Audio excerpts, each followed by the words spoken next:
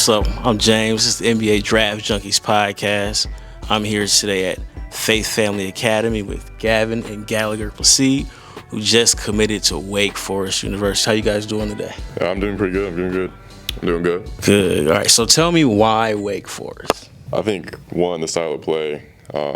Obviously, I take pride in defense, and I think they do too.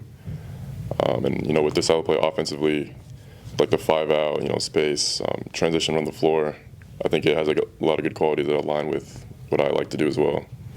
Yeah, I think on the court, the fast-paced and transition style offense fit my game a lot. And even off court, they're very trustful people, very transparent, and I kind of hit it off with them and felt like I could be around these people on and off the court and tell them anything. And so I thought that relationship piece was key. So my brother mentioned that our mother's a twin, and they have the weird twin telepathy thing where, my mom's arm hurts, my aunt's arm hurts across the country. So with that being said, how do you guys come together to make a choice to go to the same school? Is it like, Gavin, you're not feeling it, Gallagher, you are feeling it? Like, how does that work? I think it's, individually, you share your individual opinions. And then, with Wake Forest, we both really liked it, and that was like the school that we wanted to go to. But I think, with other schools that obviously we didn't go to, like maybe one person, like he didn't like it as much, but maybe I did. And then we, talked about it and figured it out. Yeah, I think, before we even talked about how we viewed any of the schools, our opinions were the same. We kind of just did a thing. Our mom asked us what schools do you think are in our top, and we just had the same answers and same reasons. So it wasn't, I guess we just shared that same style of thinking. So with that being said, you guys have the same style of thinking. What are the differences in each other's game?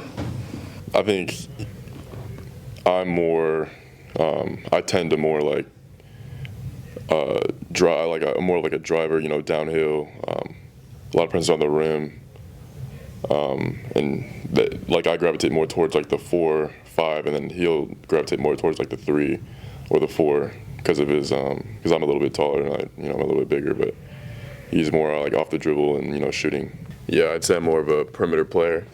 I kind of just grew up having him already being in the paint. I kind of got to lean away and be a little bit more of a wing and guard style play. So I think I'd be more of the guard / wing, and he's more of the the 4 and big. Again, I have 2 brothers, so we have an argument. We go play basketball. Like, is that how it works for you too? And who won the last one-on-one between the both of you? We never really played on our own. The only time we ever play one-on-one is like in training. Y'all don't play one-on-one? In training we do, but like outside of training, I wouldn't say we do. We used to, and it would get pretty heated. But yeah, recently, there's no guaranteed winner. It's different every time. You shake your head no. I be winning them. I win them. Yeah. Me and my brother. I think the last time we actually played one-on-one, it gets a little too heated. So I think my mom had to tell us to chill out because you're still brothers. So now, if I were to ask the 2 of you your strengths and weaknesses of your brother, how would you explain that? I'd say his strengths come defensively. His biggest strengths come defensively, and his versatility defensively. And maybe his weakness, I wouldn't say he's as physical as I am when it comes to driving and being in the paint and being amongst the bigger people. Do you agree with that assessment? He can. I wouldn't say it's a weakness. I'd say I'm physical. I can get people bigger than me. That's no problem with me.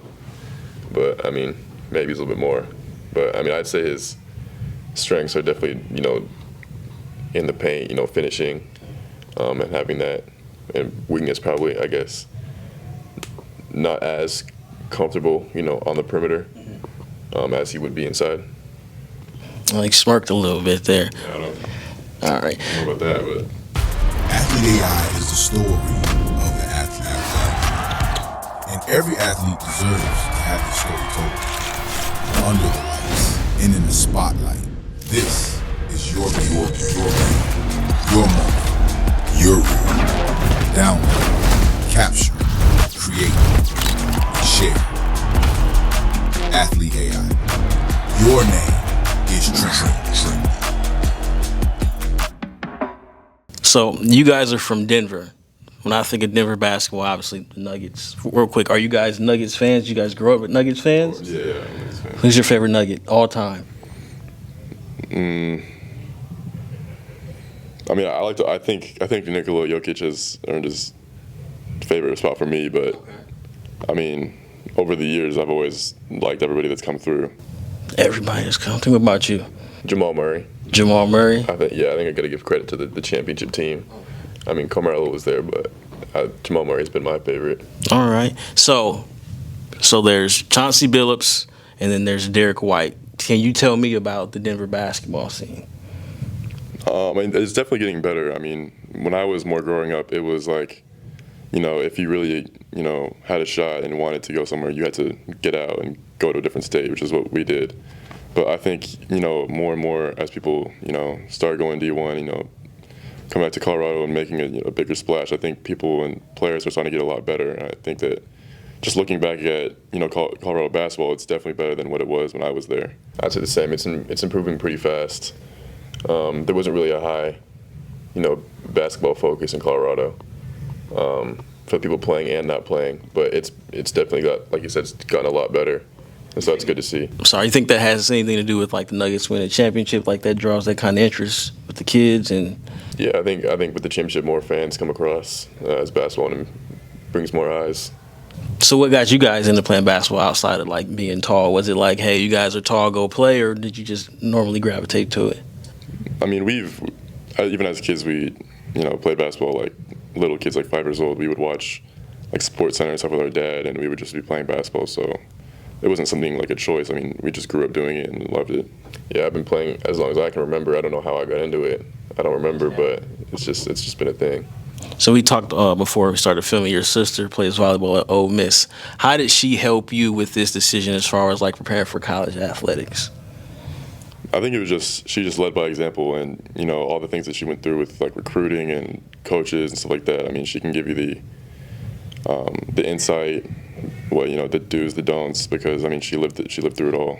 Yeah, I'm thankful that someone close to me has that perspective to give me some insight on how it was for her, because she started at Northern Colorado. She just transferred to an SEC school, so she's put in the work. She's done her best to get here. Okay. So I did my research before. One of the two of you has a pair of lucky socks. Which one is that? And tell me the story about the lucky socks. I mean, I definitely have socks that I prefer to wear on games. Like, there are specific socks that I save for game days, like, and socks that I don't wear. So if you don't have your lucky socks, are you thrown off, or is it not that quite? I mean, maybe a little. It's not. It wouldn't be that deep, but like, I would prefer to have like the socks I want, wearing. Okay. Any superstitions for you? I can't wear any new shoes. I've got to be wearing the shoes for months before I'm playing them. I just think it throws me off. It's like my mind just thinking about like new shoes, so I'm not broken in this that, but they got to be like almost beat shoes. Yeah. To be playing in. I understand. So I guess my last question is, you guys decided to commit in the fall. Some kids decided to commit in the spring. Why did you guys choose to commit now versus later? I just think, a lot of people take the transfer portal into account, but I mean, that'll be unpredictable regardless. And I want to make my decision based on where I want to go, and I don't want to have to rule out any school that I like because, the roster's already filled come spring. So I just wanted to commit to where I wanted to go and let it be that. Yeah, I think we found a school with a good foundation and a good staff, that we can trust. So I didn't see a point in, waiting. I mean, we had it now, so I was happy to commit.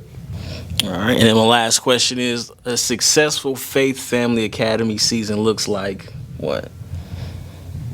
Winning the league and winning Geico, or whatever it is, they change it every year. It's Chipotle. Chipotle.